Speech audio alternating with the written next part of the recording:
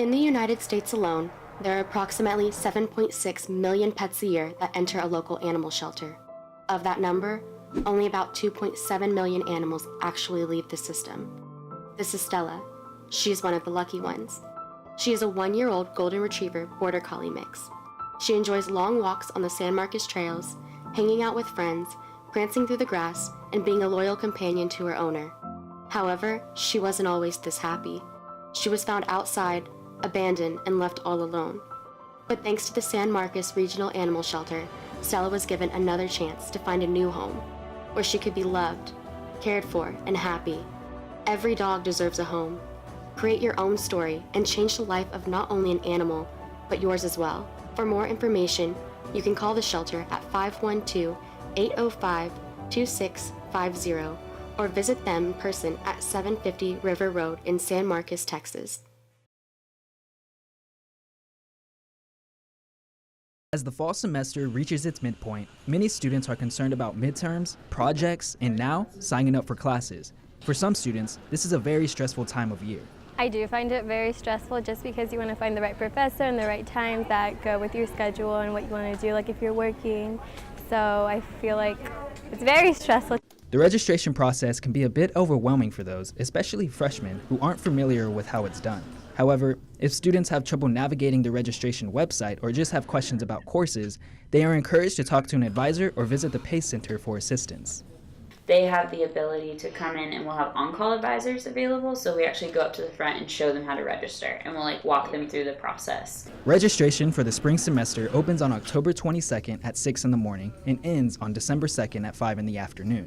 So for those who want to get ahead, make an appointment with your advisor today. For Bobcat Update, I'm Matthew Lopez. To create pieces of work that kind of speak to me, and then I need to tell that story, and I have a hard time creating things that don't speak.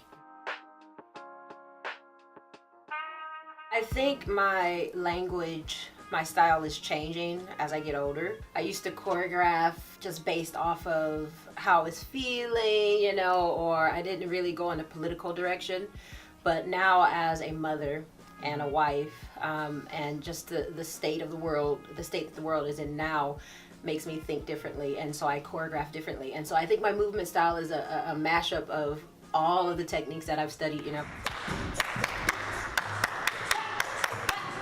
I think what helps me find my movement style or my own movement, I bring in the spiritual element with a lot of my pieces, because it's so much, it makes up so much of who I am. I always in some type of way weave that into my work, and if you know me, they're like, oh, that's Krista's work. Even though she always finds a way to get something, even if it's a simple movement that goes up like this, or this music, it's like, oh.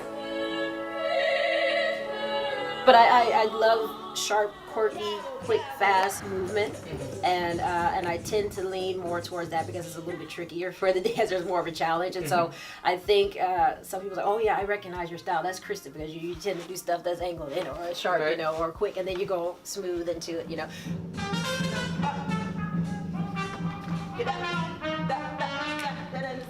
Krista is powerful.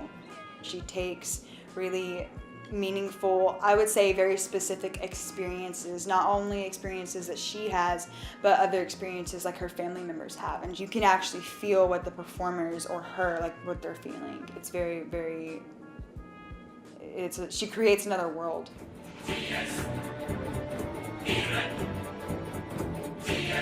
I like when my movement speaks, I like when my work speaks, and I like to go to the theater and something speaks to me. Right? You go to have an experience.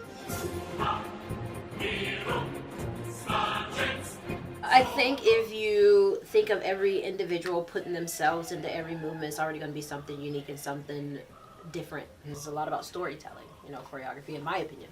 Anyway, it tells a story, or it should, instead of just movement being for the sake of movement. I like storytelling through movement. Right? And then we have the touch and roll. Try to choose dancers who aren't afraid to be vulnerable. And so if they're not afraid to be vulnerable, then they're not afraid to tell the story. Then you have this, put your experience into it. Tell the story with your body, because my instrument is not your instrument. The basics are the same, but our stories are different.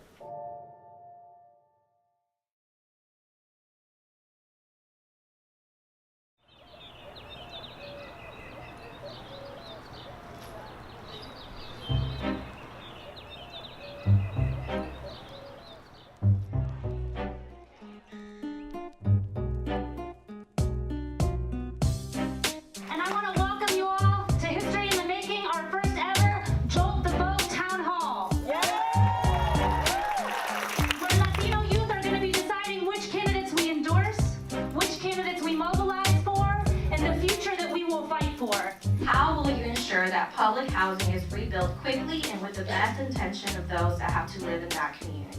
If elected, what would you do to solve such issues in public education such as underfunding? We're going to flip Texas, we're going to turn it blue, and we're going to show people that our ideas are the best out there and are the best for the future of Texas. I believe in a Texas that has a solid and fair opportunity for all. How will you stand up to the oil and gas polluters that are a negative impact on our health? We need to fight for our DACA children. It's inhumane what we're doing to them right now. Would you support legislation proposed by Senators Bernie Sanders and Elizabeth Warren that will make public universities and community colleges tuition free for families making under $125,000? So I want to make sure that every single one of us has the opportunity to fully express our God-given talents and contribute back to the success of our communities, our family, our state, and our country. And this is one of the ways that we can do it. So thank you, Paola, for asking the question.